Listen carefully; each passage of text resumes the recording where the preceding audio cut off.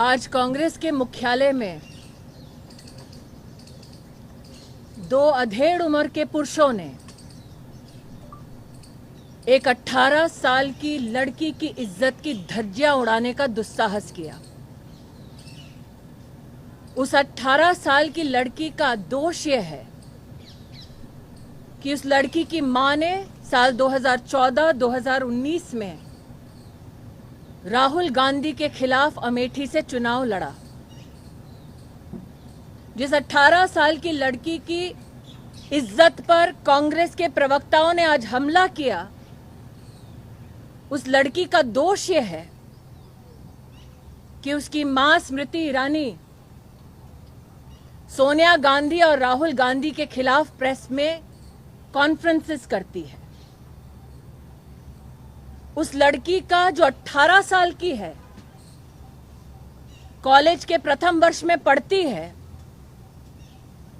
उसका दोष यह है कि उसकी मां ने सोनिया गांधी राहुल गांधी के 5,000 करोड़ की लूट के ऊपर प्रेस वार्ता की। आज अपनी एक प्रेस कॉन्फ्रेंस में कांग्रेस के प्रवक्ता ने हंसते हुए जिस लड़की पर आक्रमण किया वो राजनीति में नहीं है,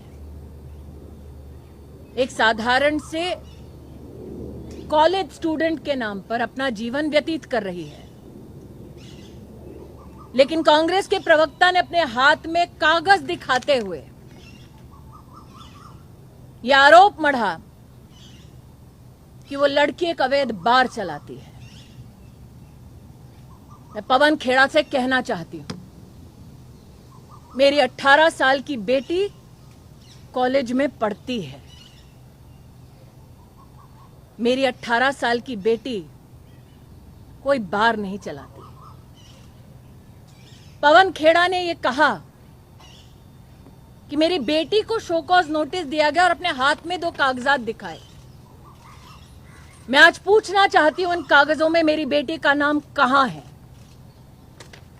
जयराम रमेश ने कहा कि वो आरटीआई के आधार पर मेरी बेटी पर, जो 18 साल की है, राजनीति में नहीं है, कॉलेज की स्टूडेंट है,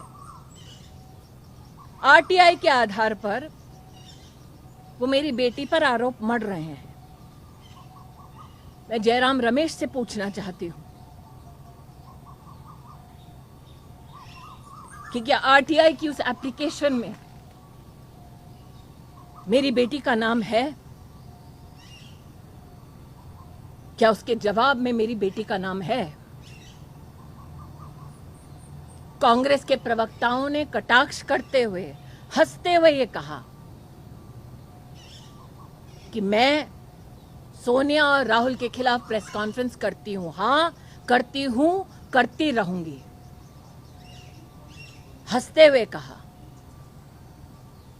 कि मुझसे जवाब मांगा जाए। अब जवाब मैं मांगूंगी कोर्ट में, in the court of law and in the court of people.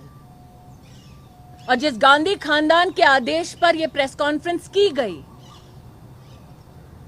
उनकी सरगना से कहना चाहती हूं, साल 2024 के लोकसभा चुनाव में दोबारा भेजे राहुल गांधी को Amethi.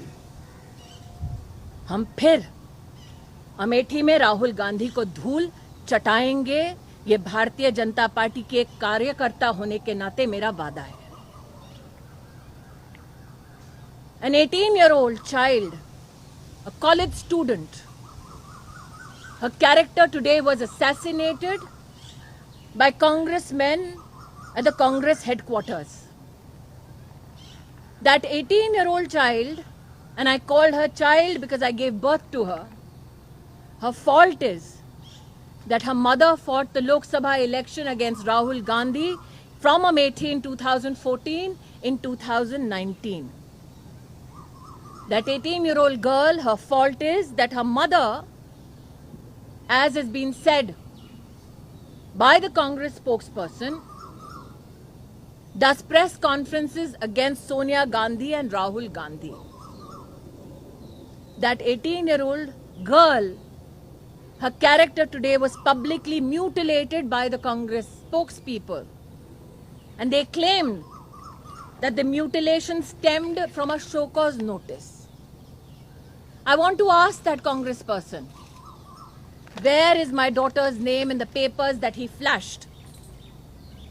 Jairam Ramesh said that he's taking a position on the basis of an RTI application.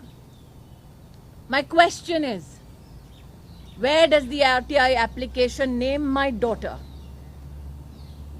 The allegation that my daughter runs an illegal bar is malicious with the intent not only to assassinate her character but also to politically malign me. It is done at the directions, as was obviously stated by Pawan Kheda, of the Congress leadership, namely the Gandhi family, because I had the audacity to hold a press conference and question Sonia Gandhi and Rahul Gandhi for the 5,000 crore loot of the Indian treasury. So to the gentleman who sat there, giggled as they assassinated my daughter's character, I will see you in the court of law and in the court of people. And to the Gandhi family, which directed that this press conference be held against my child, I tell you this: send Rahul Gandhi back to fight the Lok Sabha election in 2024 from Amethi and he will lose again. That is my promise as a BJP worker and as a mother to that 18-year-old child.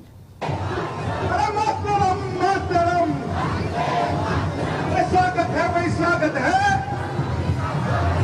स्वागत है भाई, स्वागत है। अच्छा, सिर्फ बहनें नारा लगाएंगी, एक जोरदार नारा लगाएंगी, भाई नहीं लगाएंगे। अरे स्वागत है भाई, स्वागत है, अरे स्वागत है भाई, स्वागत है।